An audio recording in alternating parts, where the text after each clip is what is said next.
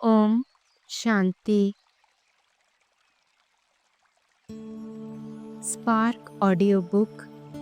वह मेरा श्रेष्ठ ईश्वरीय भाग्य, वह बाबा वह।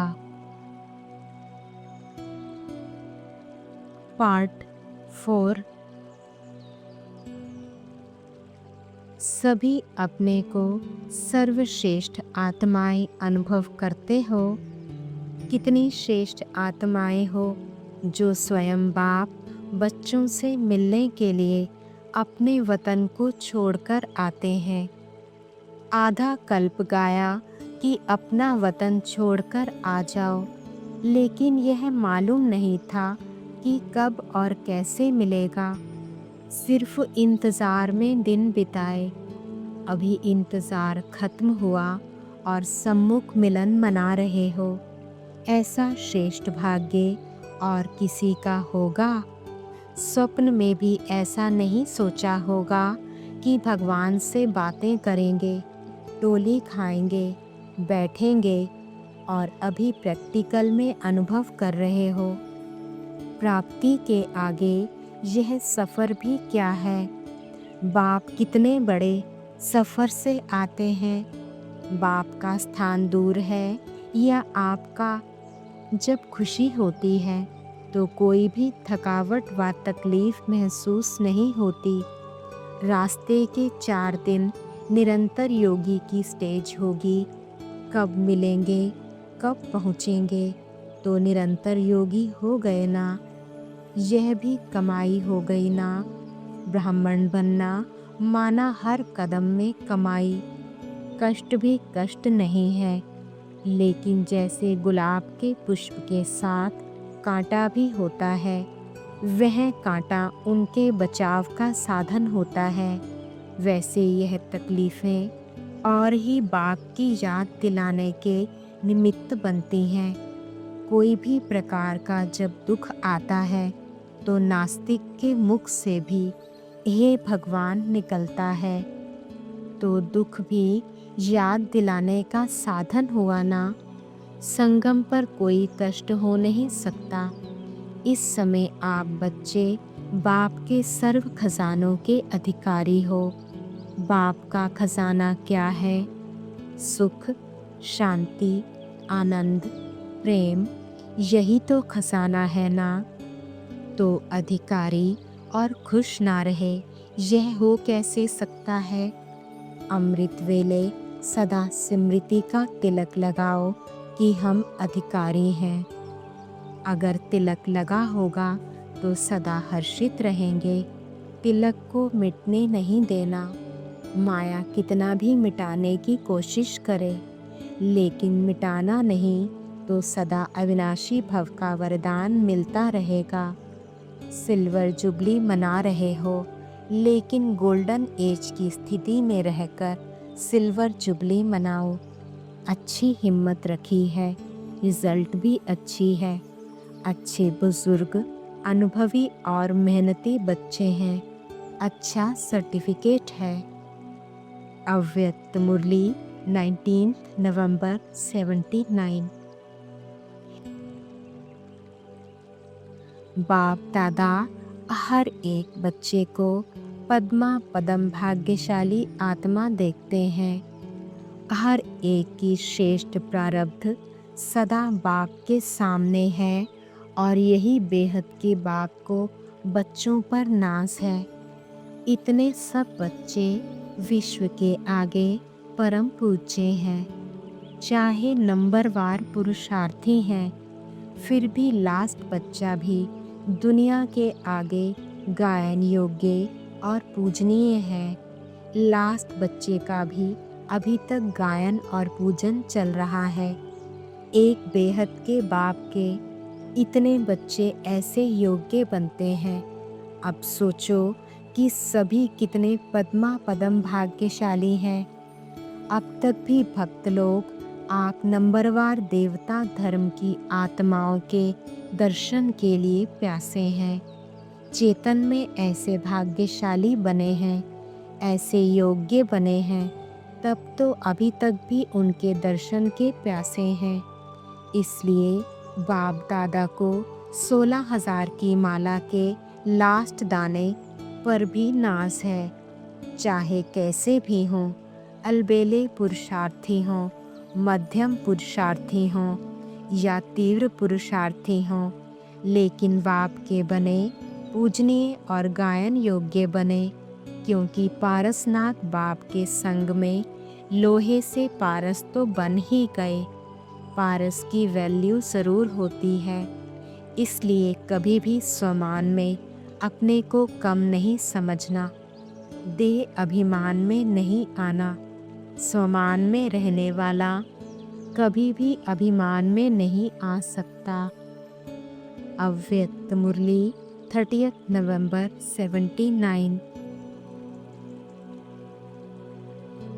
अपनी विशेषता को जानने वाले ही विशेष आत्मा बनते हैं। जैसे बच्चे बाप के स्नेह में सदा मगन रहते हैं, वैसे बाप भी बच्चों की सेवा में ही सदा मगन रहते हैं। बच्चों को बाप के सिवाय कोई नहीं और बाप को बच्चों के सिवाय कोई नहीं। जैसे आप बाप के गुण गाते हो, वैसे बाप भी हर बच्चे के गुण गाते हैं। रोज़ हर बच्चे की विशेषता और गुणों को सामने लाते हैं, क्योंकि जो भी बाप के बच्चे बने हैं वह है ही विशेष आत्माएं। तो विशेष आत्माओं की विशेषता बाप भी गाते हैं। जैसे जौहरी हर रत्न की वैल्यू को जानते हैं, वैसे बाप भी हर बच्चे की श्रेष्ठता को जानते हैं। हर रत्न एक दूसरे से श्रेष्ठ है, तो ऐसे श्रेष्ठ समझकर चलते हो, साधारण नहीं हो। लास्ट दाना भी साधारण नहीं है। बाप को जानने की विशेषता तो लास्ट में भी है। आप लास्ट नहीं, लेकिन फर्स्ट जाने वाले हो। अभी कोई भी नंबर फिक्स नहीं है, सब सीट खाली है। सीटी नहीं बजी है, सीटी बजेगी, सीट ले लेंगे। लास्ट वाला भी फास्ट जाकर फर्स्ट ले सकता है। माता पिता को छोड़ करके बाकी सब सीटें खाली हैं। अभी तकदीर आपके हाथ में है। भाग्य विधाता बाप ने तकदीर आपके हाथ में दे दी है। जो चाहो वह बनाओ। अभी इस संगम युग के समय को वरदान मिला है। जो चाहे, जैसा चाहे, जितना चाहे उतना बना सकते हैं। तो ऐसे गोल्डन चांस को अपनाया है। अव्यक्त मुरली 5 दिसंबर 79। आज सभी पद्मा पदम भाग्यशाली बच्चों को बाप दादा भी देख हर्षित हो रहे हैं। एक एक विश्व के शोकेस के अंदर अमूल्य रत्न है। हर एक रत्न अपनी अपनी वैल्यू यथाशक्ति जानते हैं, लेकिन बाप दादा सदा सर्व बच्चों की संपन्न स्टेज ही देखते हैं। वर्तमान फरिश्ता रूप और भविष्य देवता रूप, मध्य का पूज्य रूप, तीनों ही रूप आदि मध्य और अंत का देखते हुए हर एक रत्न की वैल्यू को जानते हैं। हर एक रत्न कोटों में से कोई और कोई में भी कोई है। ऐसे ही अपने को समझते हो ना। एक तरफ विश्व की कोटों आत्माएं रखो और दूसरी तरफ एक अपने को रखो, तो कोटों से भी ज़्यादा आप हर एक का वर्तमान और भविष्य श्रेष्ठ है। इतना नशा सदा रहता है।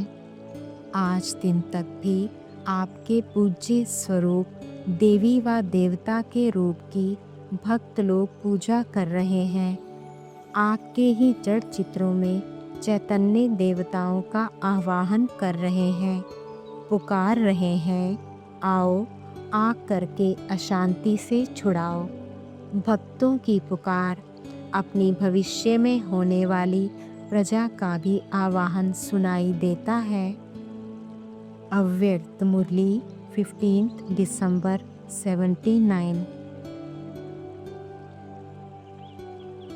सदा लास्ट सो फास्ट जाने वाले विशेष क्षमा के आगे परवाने सदा काल के लिए जलकर मरजीवा बनने में सदा होशियार है। पक्के परवाने हो ना, परवानों को देखकर क्षमा भी खुश होती है। क्षमा को भी नाज होता है ऐसे परवानों के ऊपर। तो सदा बाप के स्मृति स्वरूप बच्चे हो। जैसे आप बाप को याद करते हो वैसे बाप भी आपको याद करते हैं। आप लोगों ने तो बाप को इनडायरेक्ट जड़ चित्रों द्वारा चैतन्य को मालाएं पहनाने की कोशिश की और बाप सदा बच्चों के गुणों की माला सुमिरन करते रहते हैं। तो कितने लकी हो, बाप को आत्माएं याद करती हैं और आप महान आत्माओं को बाप याद करते हैं। तो बाप से भी ऊंचे हो गए, इसलिए बच्चों का स्थान बाप के ताज में है। ताज के भी वैल्यूएबल मणके हो। जो रियल मणियाँ होती हैं या जो रियल हीरे होते हैं वह कितने चमकते हैं। आजकल के तो सच्चे मोती भी झूठे के समान हैं। सतयुग में तो हर एक बल्ब के मुआफिक लाइट देगा, बहुत चमकीला होगा। जैसे यहाँ कोई भी रंग की लाइट करने के लिए बल्ब के ऊपर कागज़ लगाते हो। हरी लाइट के लिए हरा कागज़, लाल लाइट के लिए लाल कागज़। ऐसे वहाँ जितने रंग के हीरे होंगे उतनी नेचुरल लाइट भिन्न भिन्न रंग की होगी। ज़रा सी रोशनी आई और जगमगाते हुए कमरे का अनुभव होगा। तो आप सब बाप दादा के सिर की ताज के सच्चे हीरे हो। एक हीरा चमकने वाला और एक हीरा सबसे श्रेष्ठ मेन पार्ट बजाने वाला। हीरो हीरोइन तो डबल हीरा हो गए ना। सदा इसी नशे में रहो कि हम डबल हीरा हैं। अव्यक्त मुरली 15 दिसंबर 79। आज ज्ञानदाता भाग्य विधाता बाप बच्चों के भाग्य को देख रहे हैं। सर्वश्रेष्ठ आत्माओं का भाग्य कितना श्रेष्ठ है और कैसे श्रेष्ठ है। जैसे आप सभी बाप का परिचय देते हो तो विशेष 6 बातें सुनाते हो जिस द्वारा बाप के परिचय को स्पष्ट करते हो। अगर इन 6 बातों को जान जाए तो आत्मा श्रेष्ठ पद को पा सकती है। वर्तमान और भविष्य दोनों में सर्व प्राप्ति के अधिकारी बन सकते हैं। ऐसे बाप दादा भी बच्चों के भाग्य को 6 बातों के आधार से देख रहे थे। 6 बातें तो अच्छी तरह से जानते हो। पहला, आप श्रेष्ठ आत्माओं के नाम का भी भाग्य है जो आपके नाम अब भी विश्व की आत्माएं वर्णन करती हैं। जैसे ब्राह्मण चोटी, आपके ब्राह्मण नाम से आज के नामधारी ब्राह्मण अब लास्ट समय तक भी श्रेष्ठ गाए जा रहे हैं। अब तक भी काम बदल गया है लेकिन नाम का मान मिल रहा है। ऐसे ही पांडव सेना आज तक भी इस पांडव नाम से दिल शिकस्त आत्मा स्वयं को उत्साह दिलाती है कि 5 पांडवों के समान बाप का साथ लेने से विजयी बन जाएंगे। थोड़े हैं तो कोई हर्जा नहीं, पांडव सदा विजयी रहे हैं, हम भी विजयी बन सकते हैं। इसी प्रकार गोप गोपियाँ आज भी गोप गोपियों की महिमा करते खुशी में आ जाते हैं। नाम सुनते ही प्रेम में लवलीन हो जाते हैं। इसी प्रकार से आपके नाम का भी भाग्य है। दूसरा, रूप का भी भाग्य है। शक्तियों के रूप में अब तक भी भक्त लोग दर्शन के लिए सर्दी गर्मी सहन कर रहे हैं। यहाँ तो फिर भी आराम है। वह तो धरती और आकाश के बीच खड़े खड़े तपस्या करते हैं, तो शक्तियों के रूप में देवी देवताओं के रूप में पूजन होने का भाग्य है। दोनों रूप में पूज्य बनते हो तो रूप का गायन और पूजन है, विशेष पूजन का ही भाग्य है। तीसरा, आपके गुणों का भाग्य है। आज तक कीर्तन के रूप में वर्णन कर रहे हैं। ऐसा वर्णन करते हैं जो आपके गुणों के भाग्य का प्रभाव अल्पकाल के लिए कीर्तन करने वालों को भी शांति और खुशी का, आनंद का अनुभव होता है। यह है गुणों का भाग्य। और आगे चलो। चौथा, कर्तव्य का भाग्य। आज तक सारे वर्ष में भिन्न भिन्न प्रकार के उत्सव मनाते हैं। आप श्रेष्ठ आत्माओं ने अनेक प्रकार के साधनों द्वारा आत्माओं के जीवन में उत्साह दिलाया है। इसलिए कर्तव्य के भाग्य की निशानी उत्सव मनाते हैं। आगे चलो। पांचवा, निवास स्थान। निवास स्थान अर्थात रहने का धाम, उसका यादगार तीर्थ स्थान है। आपके स्थान का भी इतना भाग्य है जो स्थान तीर्थ स्थान हो गए हैं, जिसकी मिट्टी का भी भाग्य है। अगर तीर्थ स्थान की मिट्टी भी मस्तक में लगाते हैं तो अपने को भाग्यशाली समझते हैं, तो स्थान का भाग्य है। और आगे छठा, इस संगम समय के भाग्य का वर्णन विशेष अमृत वेले के रूप में गाया जाता है। अमृत वेला अर्थात अमृत द्वारा अमर बनने की वेला, साथ साथ धर्मायु युग, पुरुषोत्तम युग नुमा शाम का समय भी श्रेष्ठ भाग्य का मानते हैं। यह सब समय का गायन आपके इस समय का गायन है, तो समझा अपने श्रेष्ठ भाग्य को। अव्यक्त मुरली 4 फरवरी 80। आम सबका कितना श्रेष्ठ भाग्य है जो बच्चों से मिलने बाप खुद आते हैं। इसी भाग्य का सिमरण कर सदा हर्षित रहो कि बाबा हमारे लिए आया है। भगवान को मैंने लाया। भगवान को अपने प्रेम के बंधन में बांध लेना। और क्या चाहिए। ऐसे नशे में रहो तो माया भाग जाएगी। माया को तो सबने तलाक दे दिया है ना। तलाक देना अर्थात संकल्प में भी ना आवे, मनसा से भी खत्म करना, यह हुआ तलाक। तो तलाक नामा दे दिया ना। आप सब कितने लकीएस्ट हो जो दूर दूर से बाप ने अपने बच्चों को ढूंढ लिया। इसलिए सदा अपने को सिकी लधे समझो। अव्यक्त मुरली 7 मार्च 81। सभी अपने को इस विश्व के अंदर सर्व आत्माओं में से चुनी हुई श्रेष्ठ आत्मा समझते हो। यह समझते हो कि स्वयं बाप ने हमें अपना बनाया है।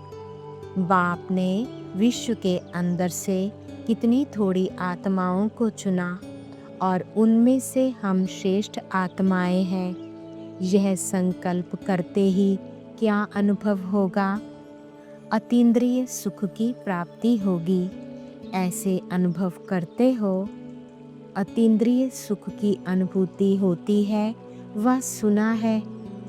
प्रैक्टिकल का अनुभव है, वह सिर्फ नॉलेज है। क्योंकि ज्ञान अर्थात समझ। समझ का अर्थ ही है अनुभव में लाना।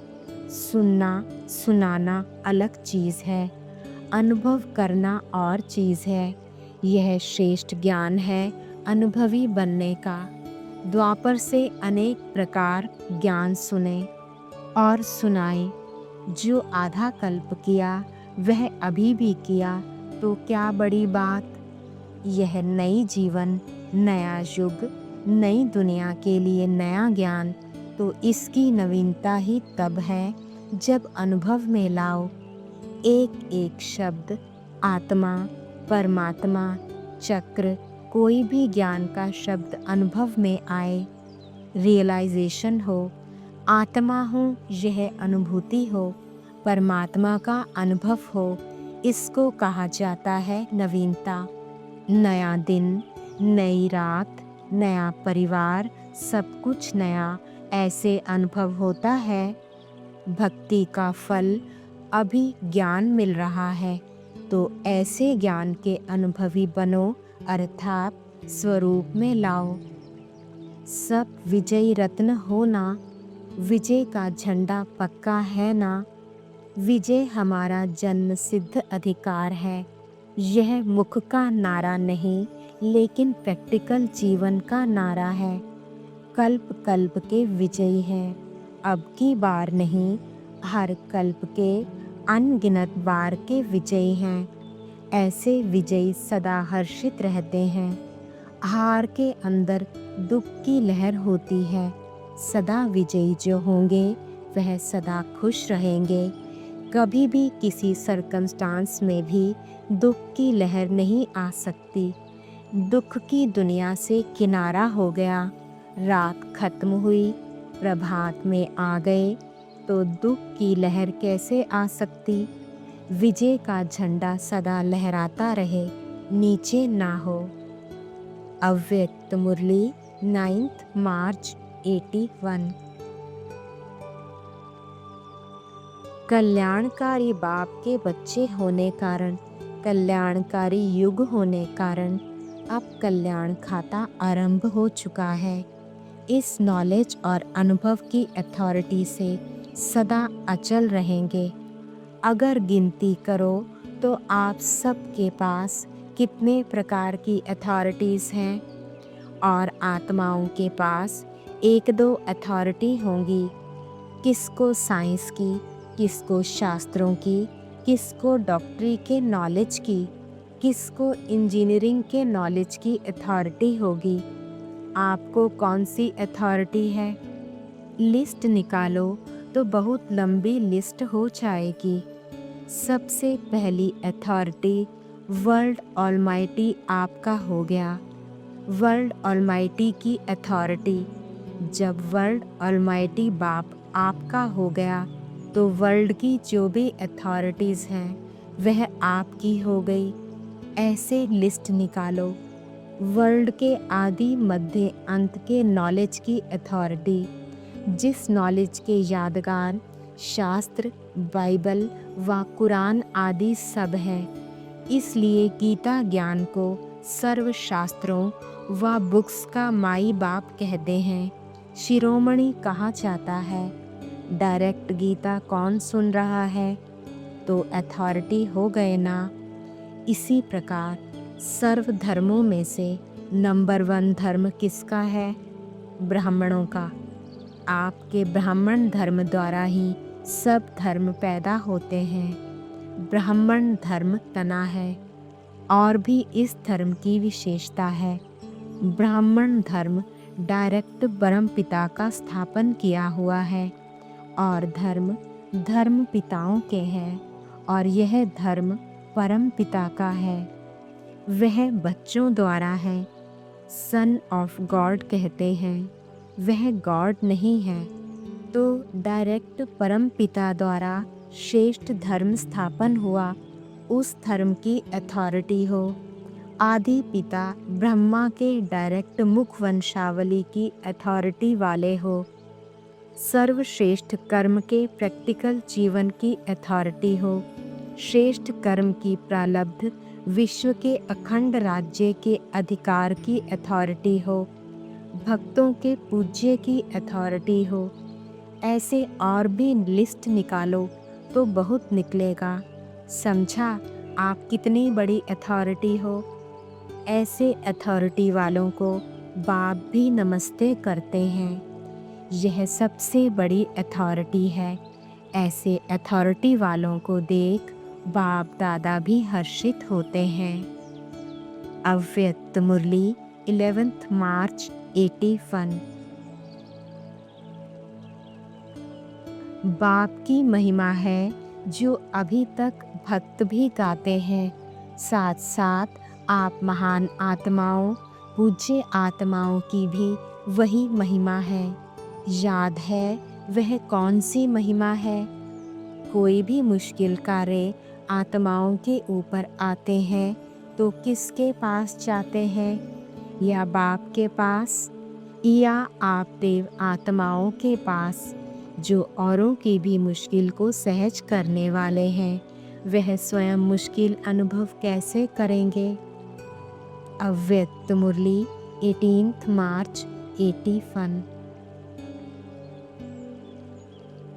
आज बेगमपुर के बादशाह अपने बेगमपुर के मालिकों से मिलने आए हैं। ऐसे मालिकों को देख बाप दादा भी खुश हो रहे हैं कि हर बालक मालिक बन गए हैं।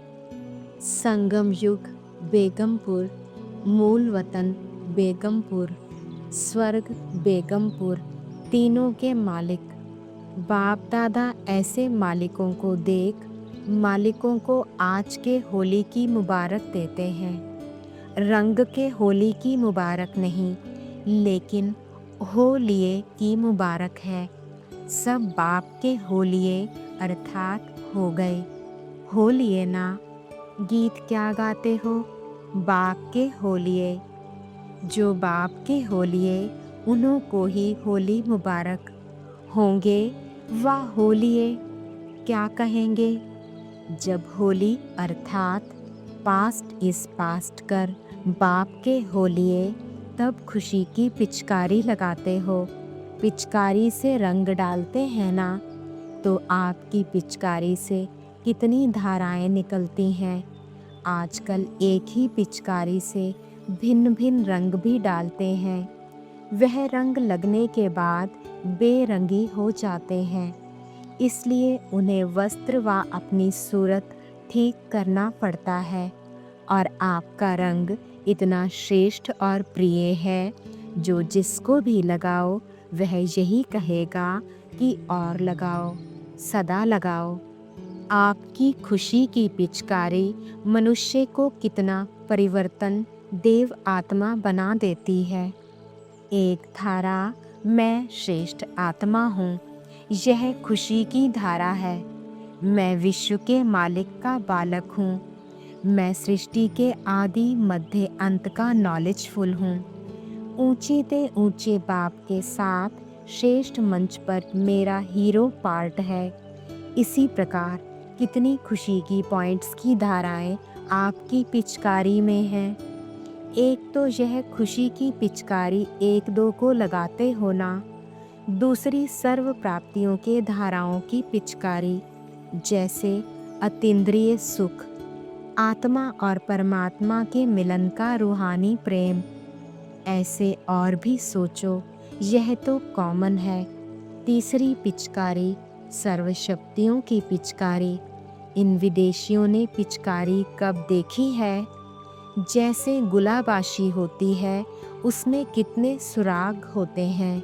ऐसे पिचकारी दूर से लगाई जाती है, जो फोर्स से दूर दूर तक जाती है।